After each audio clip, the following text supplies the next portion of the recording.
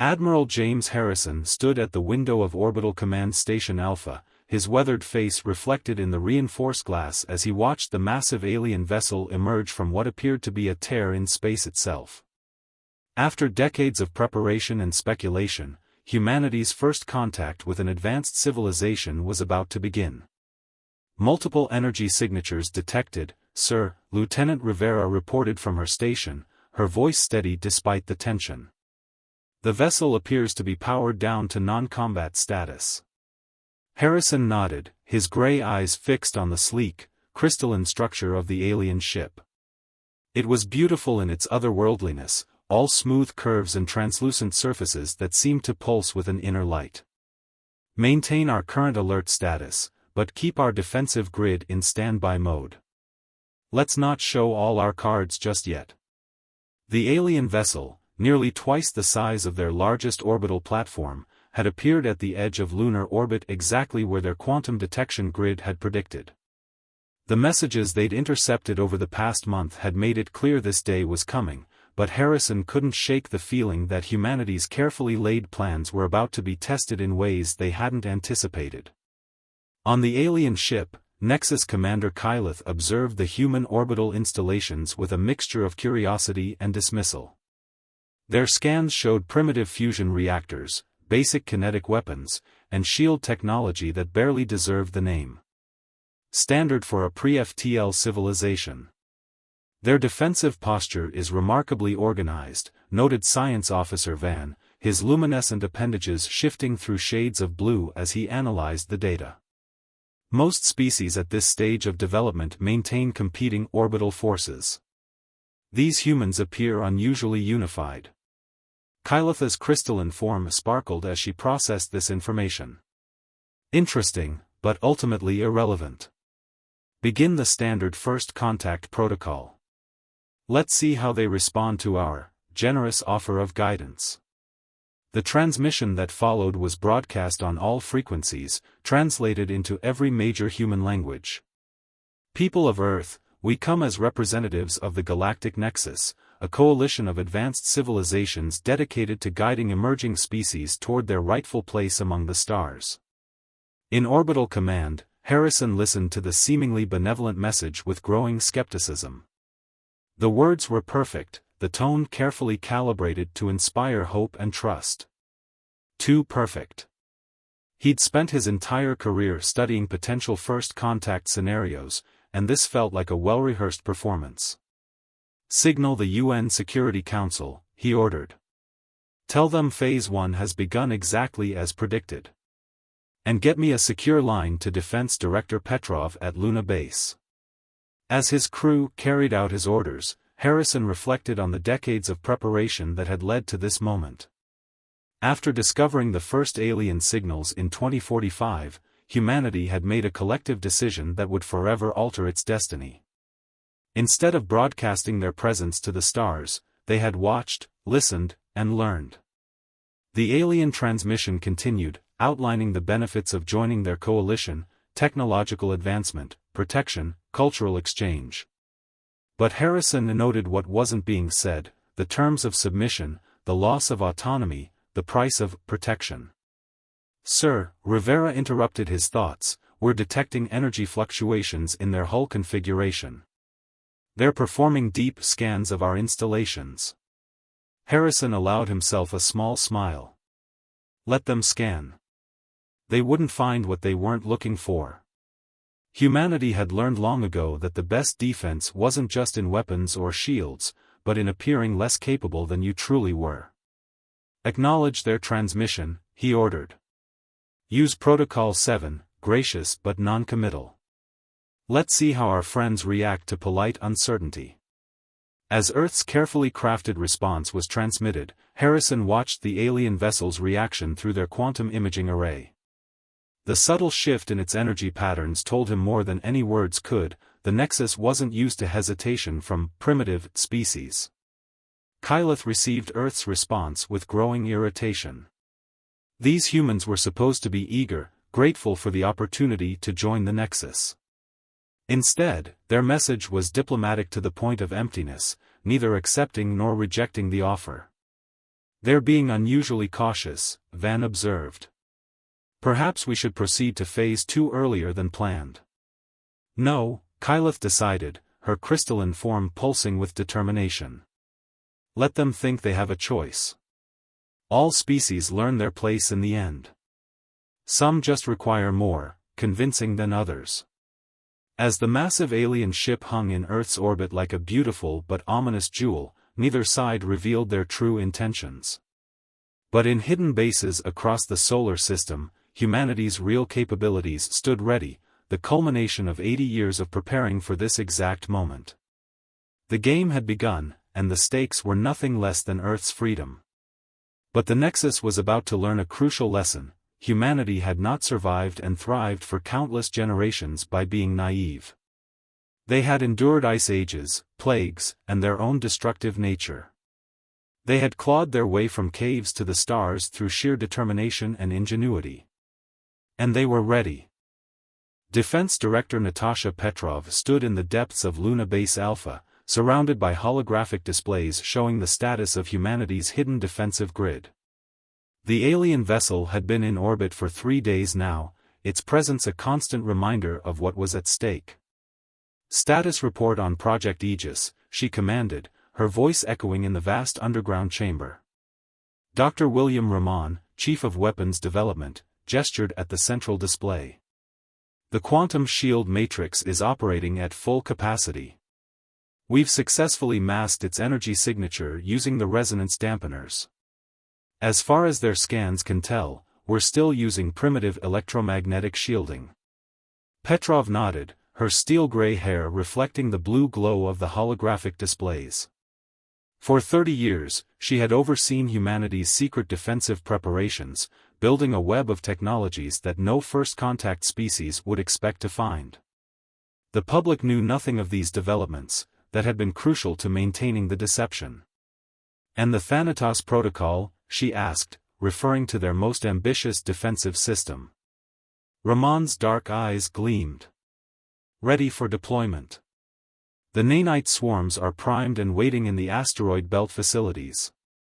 If they try to force their hand, they'll find their advanced systems aren't as invulnerable as they think." Above them, on the lunar surface, thousands of tourists and civilians went about their daily lives in the dome cities, maintaining the carefully crafted image of a species just beginning to reach for the stars. It was all part of the plan: appear primitive, appear vulnerable, but be ready. On the alien vessel, Science Officer Van was growing increasingly frustrated. "Commander Kyleth, these readings make no sense. Their technology is remarkably inconsistent. Some of their facilities show expected pre-FTL energy signatures, but others, there are gaps in our scans, areas where our instruments simply fail to provide coherent data." Kyleth's crystalline form shifted in annoyance. "Explain." "It's as if..." Van's appendages flickered uncertainly, "as if something is actively interfering with our scanning technology. But that's impossible. No pre-FTL civilization has ever developed such capabilities."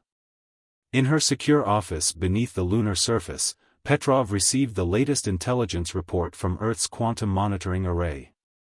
The aliens were beginning to notice the discrepancies they had deliberately left for them to find. It was time for the next phase. "Initialize Protocol Omega," she ordered through a quantum-encrypted channel to all Earth's hidden facilities. "Let's give our visitors something new to think about." Across the solar system, carefully hidden installations began to shift their energy signatures, creating a complex pattern of technological inconsistencies that would baffle even the most advanced scanning systems. It was like trying to complete a puzzle where the pieces kept changing shape. Commander Kyleth watched with growing unease as her ship's sensors reported increasingly contradictory readings from Earth and its colonies. Standard protocol dictated that they should proceed with the integration process, willing or not, but something about this situation felt wrong. "Perhaps," Van suggested carefully, "we should consider requesting guidance from the Nexus Council. These anomalies are unprecedented." Kyleth's form pulsed with rejection. "No. We cannot show weakness.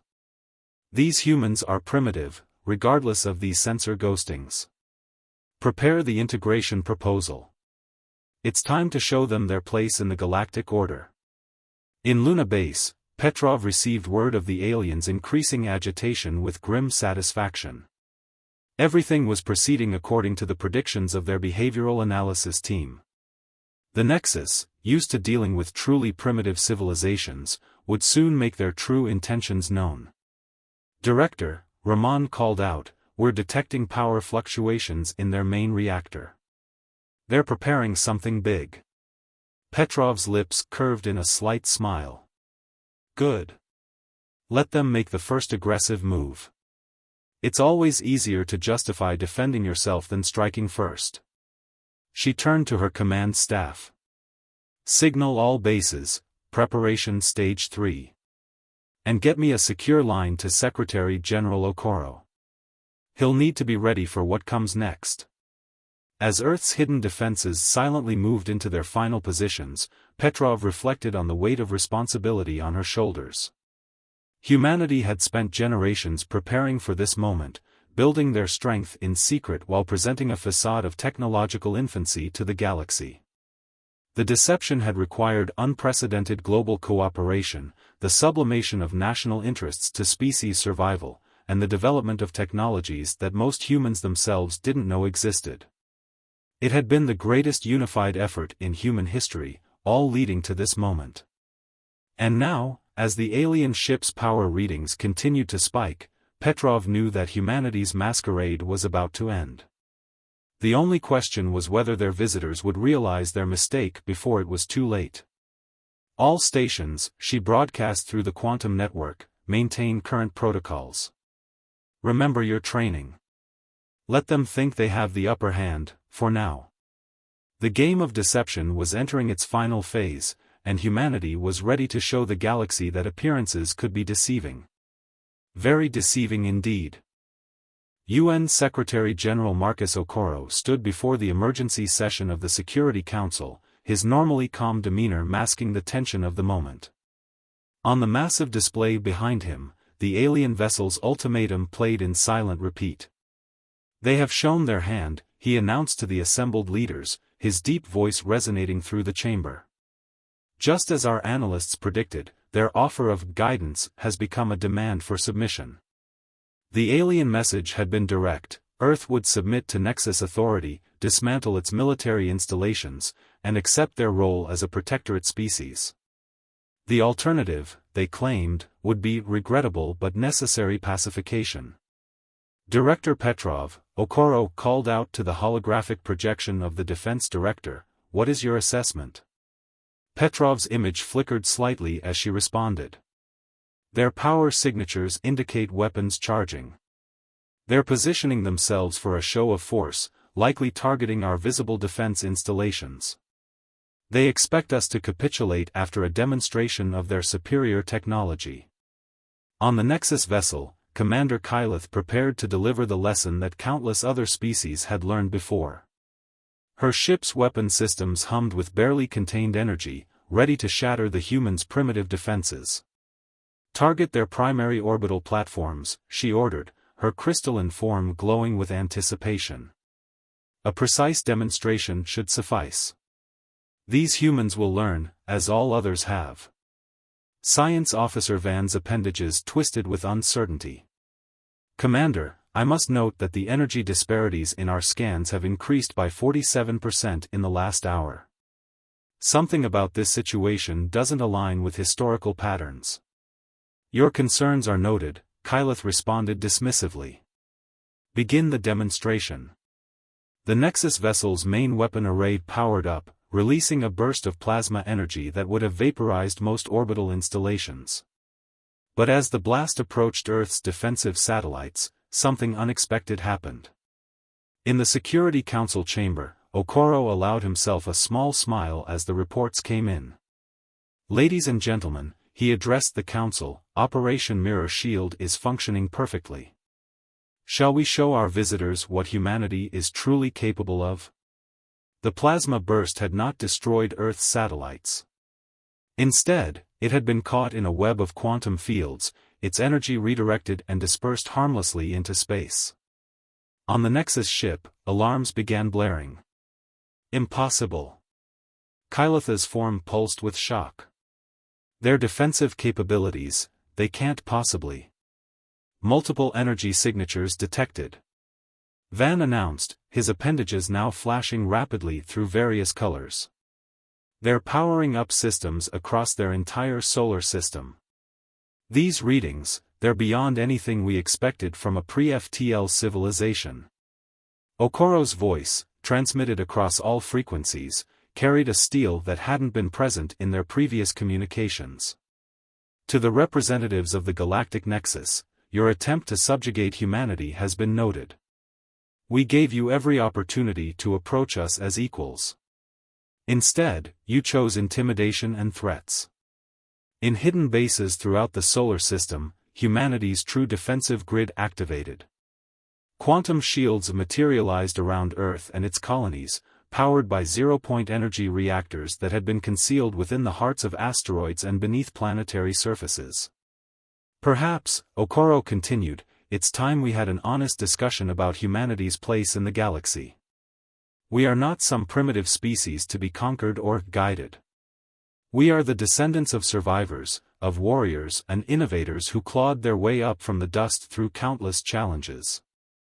On the Nexus vessel, Kylith watched in growing horror as her sensors revealed the true extent of human technological advancement. What they had dismissed as primitive orbital platforms were merely the surface layer of a defense network that rivaled anything in the Nexus arsenal. You see, Okoro's message continued, we discovered your transmissions long ago. We learned of your integration protocols, your habit of subjugating younger civilizations. And we prepared. Every primitive satellite you detected was a cover for something far more advanced.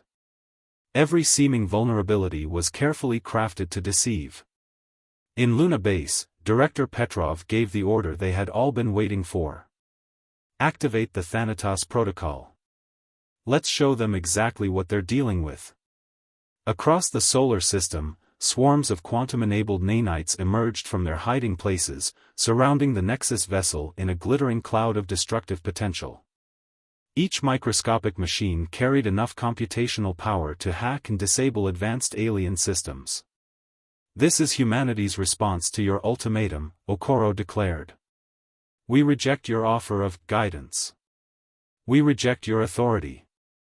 And we are prepared to defend our independence with every weapon at our disposal. The message was clear, humanity had not only anticipated this confrontation but had spent generations preparing for it. The galaxy was about to learn that appearances could be deceiving, and that underestimating humanity was a dangerous mistake indeed. Fleet Commander Diana Rodriguez watched from her command chair as the quantum shields around Earth rippled with energy, deflecting another desperate attack from the Nexus vessel. The time for hiding their capabilities was over. Now, it was humanity's turn to demonstrate its strength. All battle groups, execute Formation Delta, she ordered, her voice carrying the weight of years of preparation. Emergence protocols are now active. Across the solar system, hidden shipyards within Mercury's caverns, Jupiter's moons, and Saturn's rings revealed their secrets.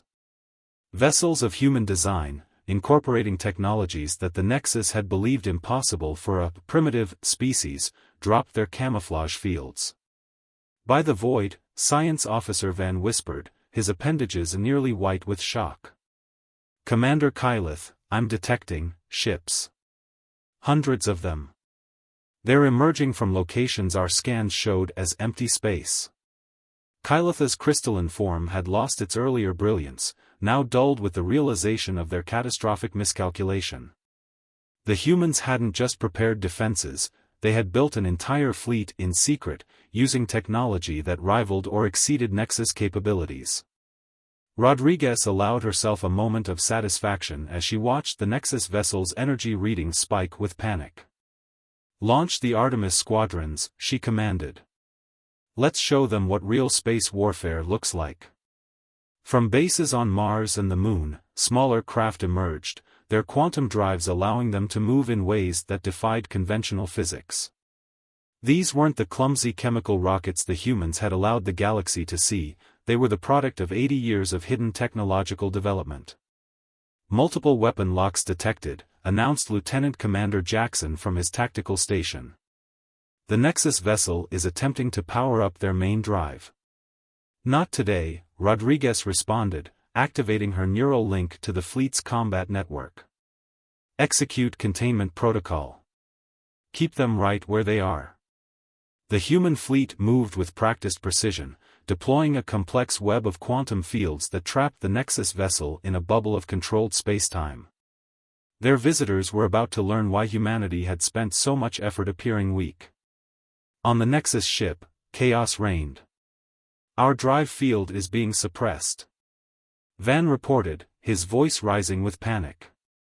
"The humans, they're using technology we've never encountered before. Our weapons are being negated by their defensive fields." Kyleth watched in horror as her mighty vessel, pride of the Nexus fleet, was rendered effectively powerless by the very species they had come to subjugate. "How?" she demanded.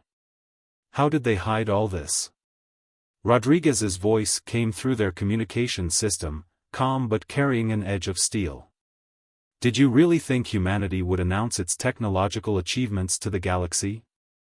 That we would broadcast our capabilities to species like yours, who see strength as an invitation to conflict?" The human fleet continued its precision maneuvers, demonstrating levels of coordination and technological sophistication that shattered every assumption the Nexus had made about Earth's development. "For generations," Rodriguez continued, "we watched the stars. We intercepted your transmissions, learned of your integration protocols. And we prepared. Every primitive satellite you detected masked a quantum sensor array. Every crude rocket launch concealed the testing of advanced propulsion systems. The Artemis squadrons danced around the Nexus vessel, their quantum shields easily absorbing desperate defensive fire. These weren't the actions of a species learning space combat, this was the demonstration of a military doctrine refined through decades of simulation and preparation." "Your mistake," Rodriguez explained, her ships tightening their containment field, "was assuming that technological advancement had to be visible. That a species would naturally flaunt its capabilities.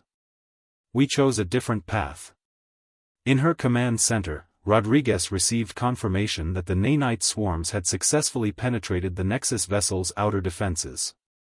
Their visitors' supposedly superior technology was being systematically analyzed and neutralized by microscopic machines that represented the pinnacle of human engineering. "We could destroy your ship," she informed Kyleth, "but that's not our way.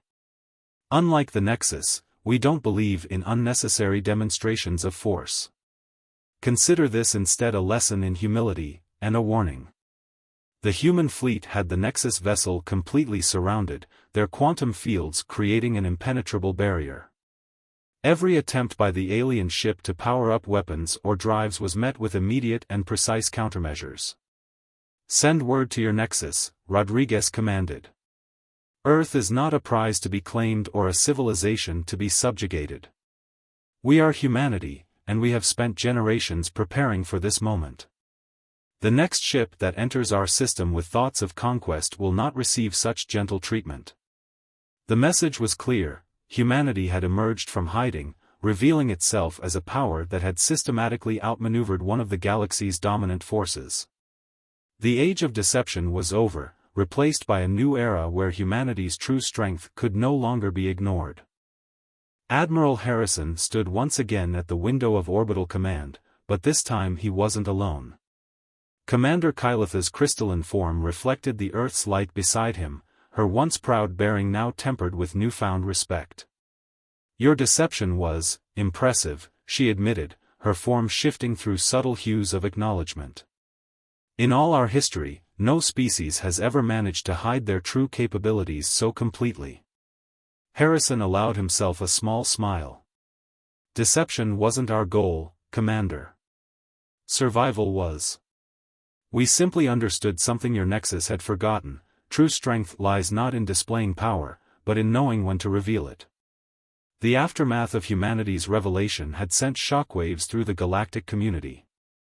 The Nexus Council, faced with evidence of their own hubris, had been forced to reconsider their entire approach to emerging civilizations. In Luna Base, Director Petrov was conferring with Secretary General Okoro and Fleet Commander Rodriguez via quantum link. "The Nexus diplomatic fleet has entered the outer system," she reported. "Their signatures match the provided protocols." "And their weapons?" Rodriguez asked, her holographic form flickering slightly. "Powered down, as agreed," Petrov confirmed. "It seems our demonstration made quite an impression." Okoro nodded, his expression thoughtful. "They're learning." Perhaps that was what the galaxy needed, a reminder that appearances can be deceiving, and that wisdom doesn't always come with technological advancement. The human leaders had spent the past week revealing carefully selected aspects of their technological achievements to the Nexus representatives. Each demonstration had further cemented humanity's position as a force to be reckoned with. "Your quantum field technology," Van commented, his appendages flowing with scientific curiosity as he studied the data humans had shared. "It operates on principles we never considered. And these nanite swarms, the computational density alone is revolutionary." Harrison gestured toward Earth, its quantum shield now visible as a subtle iridescent shimmer. "We had something the Nexus lost long ago, the perspective of the underdog. Every advancement we made was driven by the knowledge that we might one day face a superior force. It made us creative." In hidden facilities across the solar system, humanity's defensive grid remained vigilant, but the tension of possible conflict had been replaced by the potential for genuine cooperation. The Nexus had learned that true strength could wear many faces, and that assumptions about technological progress could be dangerously misleading. "The Council has proposed a new framework for interstellar relations," Kyleth announced, her form pulsing with formal authority. "One based on mutual respect rather than technological hierarchies. Your species, humanity, has taught us a valuable lesson." Harrison turned to face her fully. "And what lesson is that, Commander?" "That greatness isn't measured by the power you display," she responded, her crystalline structure resonating with sincerity, "but by the wisdom with which you wield it. We came to teach, but instead, we learned."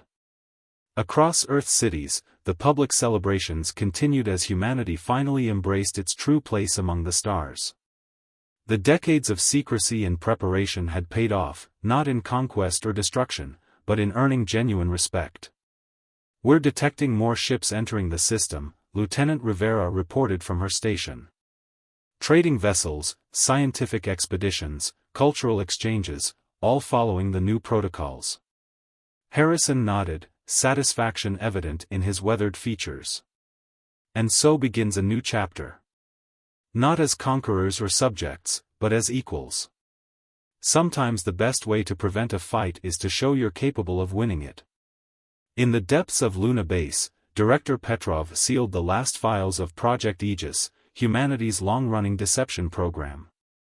Its success had changed not just Earth's future, but the very nature of galactic politics. "To think," Kyleth mused, watching a group of her scientists eagerly discussing quantum mechanics with human researchers, "we believed we were coming to guide a primitive species.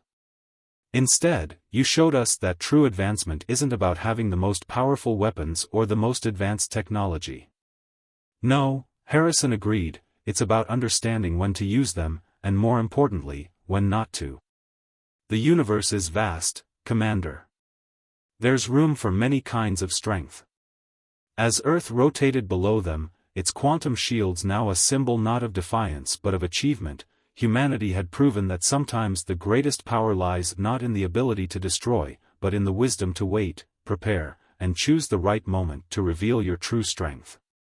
The day the universe learned to fear humanity became instead the day it learned to respect them, and perhaps, that was the greatest victory of all.